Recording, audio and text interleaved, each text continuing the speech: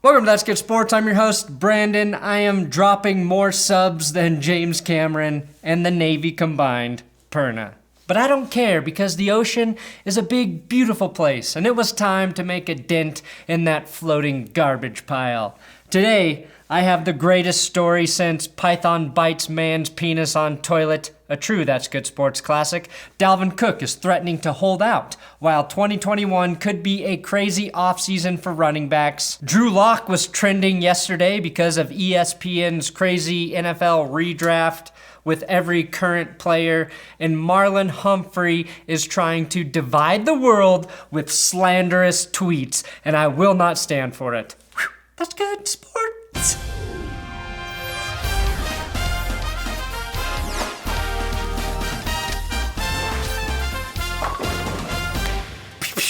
Please subscribe to this YouTube channel for continuous football coverage, and I appreciate everyone continuing to stay subscribed here.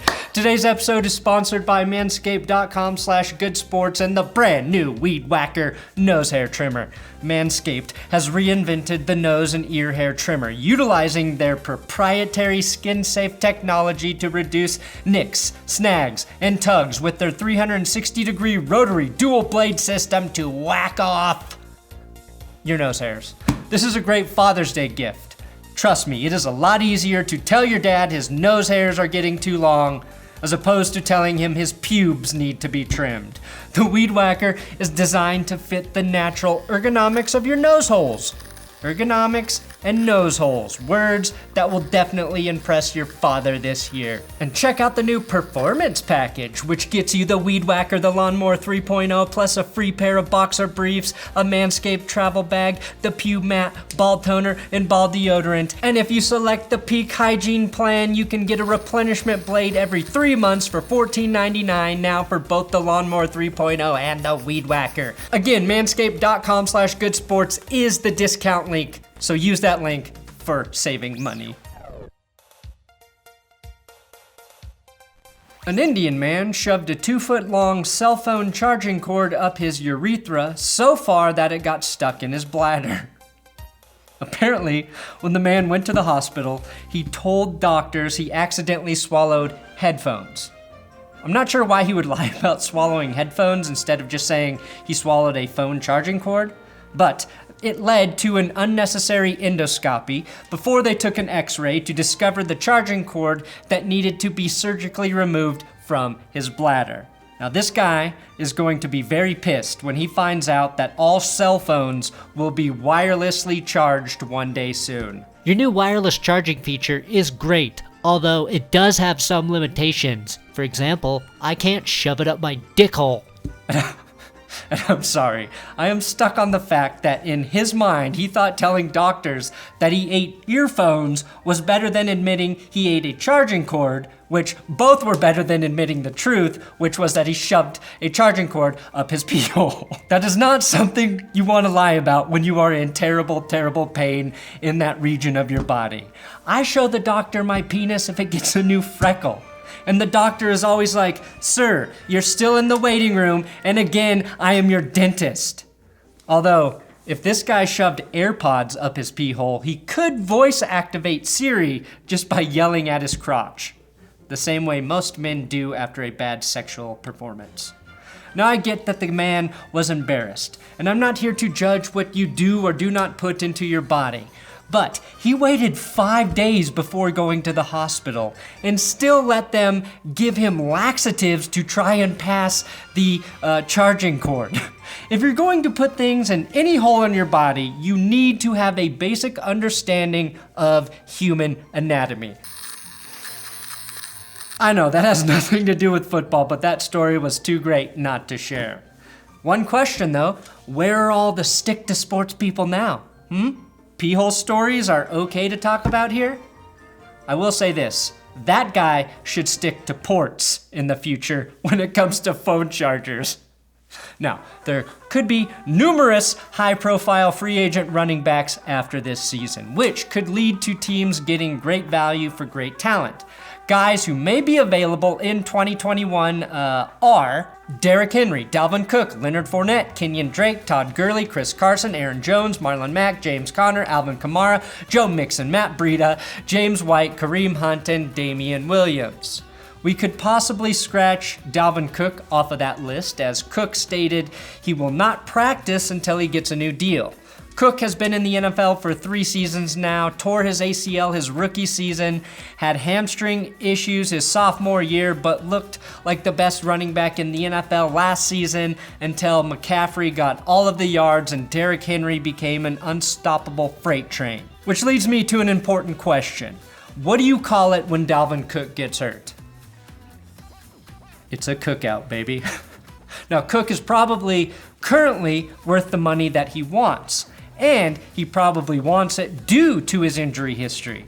He's just trying to capitalize during that small, tiny window running backs get to earn. Now, if you recall with the new CBA, the league made it harder for players to hold out, and if Cook doesn't show up, he can lose a year of eligibility towards becoming an unrestricted free agent, which means he is at the mercy of the Vikings, which historically speaking sounds terrifying. Now, on this list, I will make quick predictions for each of these backs. Derrick Henry leaves Tennessee. Cook plays this year and then is gone. Fournette, gone. Drake, gone. Gurley, who just passed his physical in Atlanta, will go back to the Falcons if his knee holds up. Carson, gone. Aaron Jones, well, the Packers would be dumb to let him go, but it feels like that's what will happen. Why would they pay one of the best tackle breakers and tutty scorers in the league when it would just make Aaron Rodgers happy? The Colts drafted Mac's replacement in Jonathan Taylor. Connor probably stays with Pittsburgh due to loyalty. Kamara stays in NOLA. I think letting Ingram go ensures Kamara stays. Mixon stays after proving to be valuable to Joe Burrow. Breida gone because the 49ers have like 1,000 running backs. James White will play for pennies to be part of Tom Brady's final season in Tampa. Kareem Hunt gone. Damian Williams will probably stay, play for less to keep his bed in the mobile Mahomes Park. Now, everyone always wants to argue about whether or not an NFL team should pay a running back. At Paul Hembo on Twitter dropped this stat, featuring the 11 rushing leaders in 2019 who all played on their rookie deals except for Ezekiel Elliott, as evidence as to why you should never pay a running back after his rookie deal. This argument, like most though, is flawed because every situation is fucking different. This tweet is recent, but it's already outdated because McCaffrey got paid after this season. Derrick Henry, even though he's on a 1-year deal, is getting paid at $10.2 million. You can pay a running back depending on where you have other money tied up as an organization. If Leonard Fournette was really good, I would say the Jags could pay him because Gardner Minshew is on that late round rookie deal. But I don't think Fournette specifically is worth a big contract. But more importantly, it is when you have to pay your quarterback that really factors into this decision. It's why I don't care if the Broncos overpaid for Melvin Gordon this season. Also, salary caps are bullshit for any team with intelligent money men.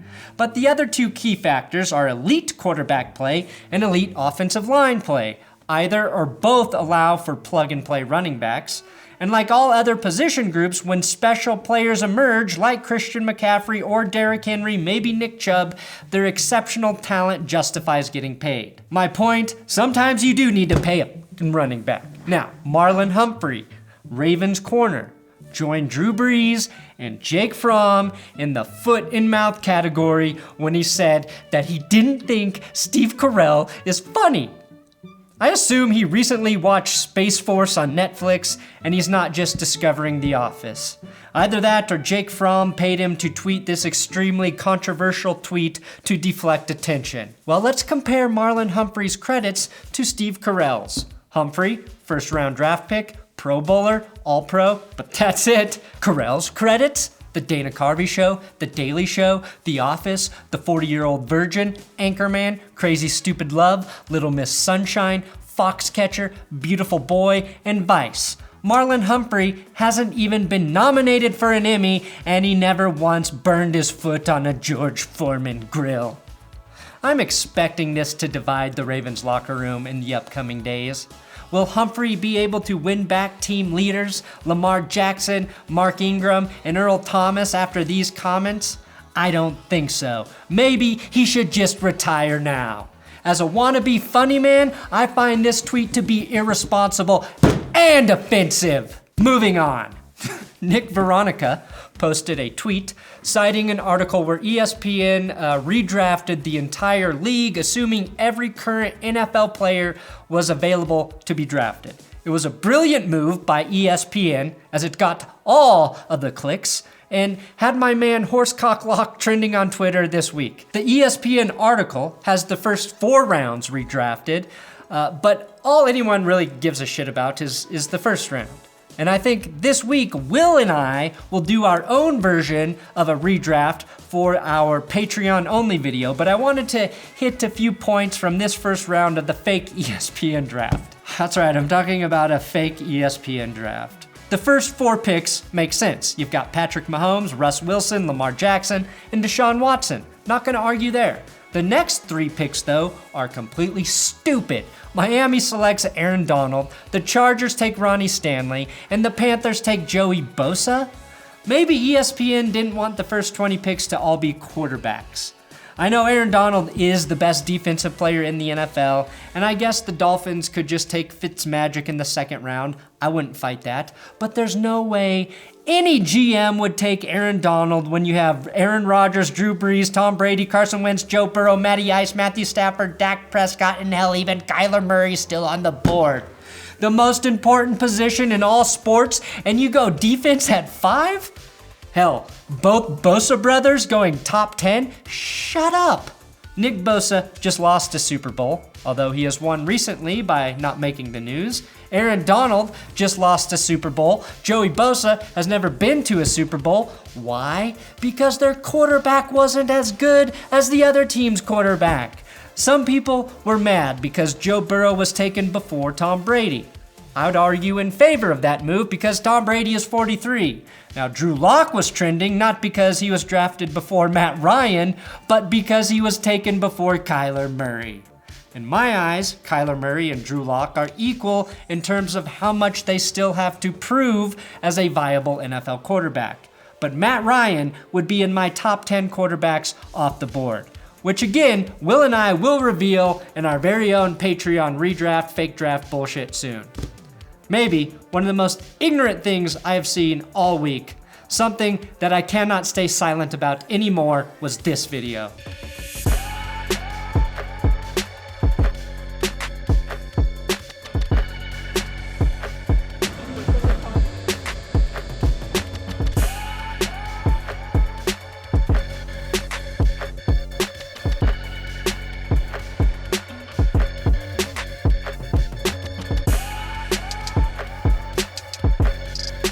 Stop. Just stop. Stop pretending like your new logo and uniforms don't suck.